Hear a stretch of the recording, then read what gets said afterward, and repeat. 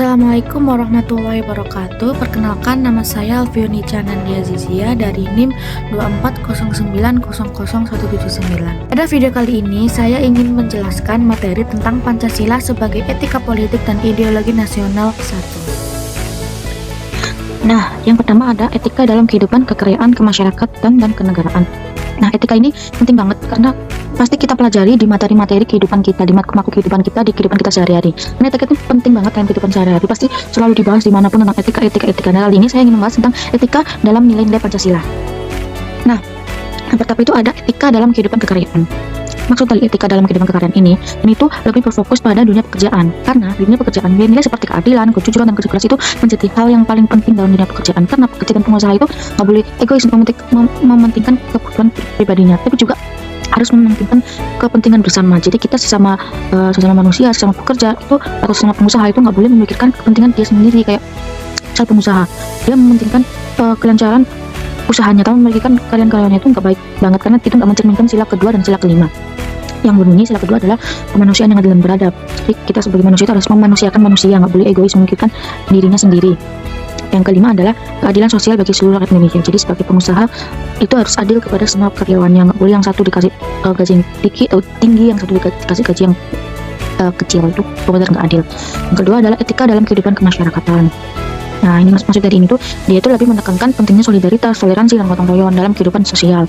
Jadi seperti contohnya kita sebagai tetangga atau warga pastikan harus saling membantu. Seperti contohnya kalau kita ada acara di RT, di RW, kita harus ikut berkontribusi untuk saling membantu. Dan kita itu harus selalu hidup rukun, menghargai perbedaan. Jadi nggak mempermasalahkan perbedaan suku, perbedaan bahasa, perbedaan agama, itu nggak harus kita permasalahkan. Karena itu tuh mencerminkan sila ketiga dan sila keempat. Nah, yang ketiga adalah etika dalam kehidupan kenegaraan. Ini tuh berhubungan dengan perilaku pejabat publik dan penyelenggara negara. Mereka itu harusnya menjunjung tinggi kejujuran, integritas, serta berpihak pada kepentingan rakyat. Jadi seperti yang kita tahu ini ya, pemerintah atau pejabat-pejabat itu tuh hanya menjalankan kewajiban-kewajibannya itu hanya awal aja. Hanya pas dia ingin dipilih, dia langsung baik, dia langsung turun ke lapangan ke masyarakat. Tapi setelah dia mendapatkan jabatan itu, dia lupa atas kewajiban-kewajibannya, dia terlalu egois memikirkan kepentingan mereka sendiri. Jadi dia itu nggak menjunjung tinggi kejujuran, nggak menjunjung tinggi integritas, dan dia nggak menjunjung tinggi nilai-nilai keadilan. Itu nggak mencerminkan banget dalam Pancasila. Dan yang selanjutnya adalah evaluasi kritis terhadap penerapan etika. Nah, di sini ada beberapa masalah etika yang sering muncul. Pertama itu yang paling sering banget adalah korupsi dan penyalahgunaan kekuasaan. Nah, tindakan ini jelas-jelas bertentangan dengan prinsip keadilan sosial dan kemanusiaan yang ada di Pancasila. Ada di sila kedua dan sila kelima. Benar sering banget ini korupsi itu malah sering banget dilakukan oleh pejabat-pejabat yang bahkan memiliki uang lebih banyak daripada rakyat. Dia itu menyalahgunakan kekuasaan dia untuk memenuhi kebutuhan mereka sendiri. Jadi egois, nggak memikirkan rakyat. Padahal dia ada di posisi itu adalah atas suara dari rakyat, tapi dia nggak menjunjung tinggi nilai keadilan, nggak menjunjung tinggi nilai kemanusiaan. Karena dia memikirkan diri mereka sendiri. Mereka hanya memikirkan kondisi mereka sendiri. Itu benar-benar nggak mencerminkan penerapan etika dalam Pancasila. Yang kedua adalah politik uang, nepotisme, dan oligarki. Nah, politik ini itu merusak sistem demokrasi dan mengabaikan aspirasi masyarakat. Nah, seperti yang kita ketahui juga kan, Indonesia itu adalah negara demokrasi. Tapi pejabat-pejabat nggak mencerminkan nilai demokrasi itu. Mereka tuh hanya mendengarkan suara rakyat itu dari awal-awal saja. Seterusnya ketika mereka sudah mempunyai kekuasaan, mereka mereka mengabaikan aspirasi masyarakat. Dia mementingkan dirinya sendiri. Dia merasa dia punya kekuasaan, itu yang membutuhkan masyarakat.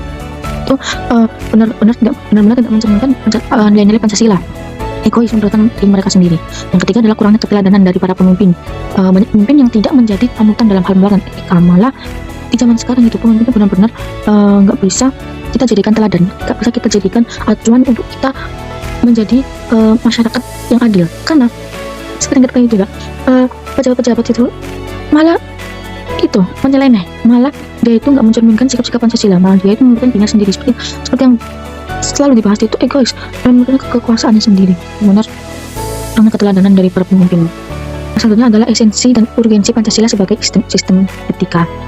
Nah, sistem etika ini berarti bahwa setiap sila memiliki muatan nilai moral yang dapat dijadikan pedoman yang betul. Dan kita ketahui Pancasila itu ada 5.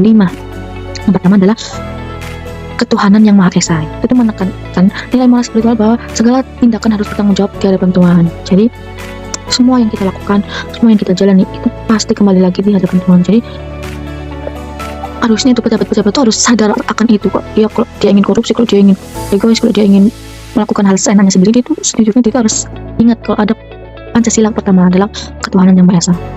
Kedua adalah Pancasila kedua adalah berbunyi kemanusiaan yang adil dan beradab, dan itu mengajarkan pentingnya penghormatan terhadap hak asasi manusia. Seperti yang kita ketahui juga, hak manusia itu benar-benar diambil alih oleh pejabat-pejabat, oleh apa namanya itu, pejabat-pejabat itu kayak hak asasi kita itu kayak nggak diutamakan. Mereka hanya memikirkan hak mereka sendiri, padahal mereka itu nggak ada apa-apanya kalau tidak ada masyarakat.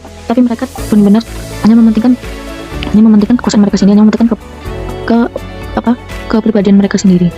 Jadi nggak mencerminkan Pancasila kedua. Ketiga adalah Pancasila adalah persatuan Indonesia. Ini itu menekankan kepentingan bersama dan kesatuan bangsa di atas kepentingan pribadi atau golongan. Indonesia ini terkenal sebagai negara yang demokrasi, tapi di dalamnya banyak sekali nilai-nilai Pancasila nggak diterapkan oleh pejabat-pejabat.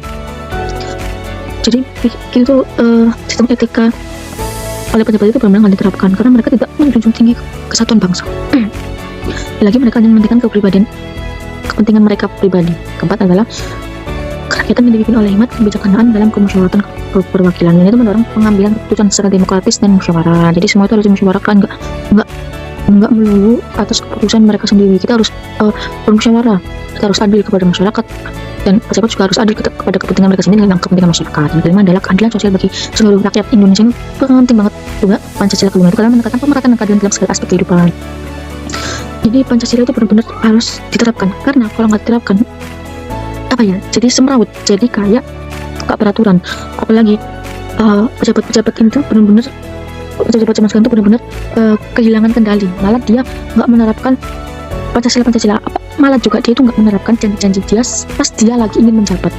Nah, di video kali ini saya ingin menunjukkan tentang adanya sikap yang tidak mencerminkan dalam Pancasila, yang itu dilakukan oleh pejabat-pejabat dan pemerintah Indonesia saat ini.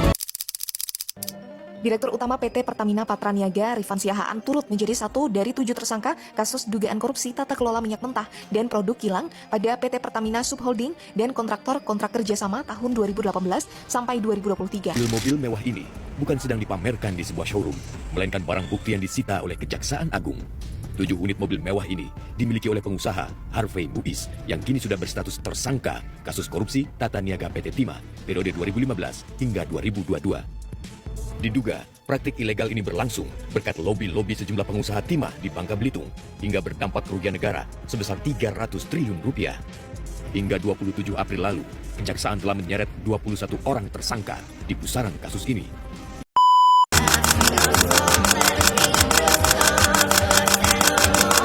Seorang kepala sekolah di Kabupaten Goa, Sulawesi Selatan berinisial MS ditetapkan sebagai tersangka atas dugaan kasus korupsi dana bantuan sosial. Tersangka akan ditahan selama 20 hari untuk pengembangan kasus korupsi yang melibatkan sejumlah pejabat daerah. KIP, dana bos, banyak hancur ini. Gak usah tambah darat kalau memang banyak korupsi uang negara habis, bukan untuk rakyat.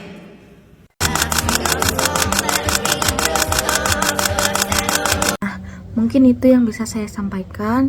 Mohon maaf jika ada salah kata, salah penyampaian, atau salah makna dalam materi berikut. Saya mohon maaf yang sebesar-besarnya. Terima kasih. Wassalamualaikum warahmatullahi wabarakatuh.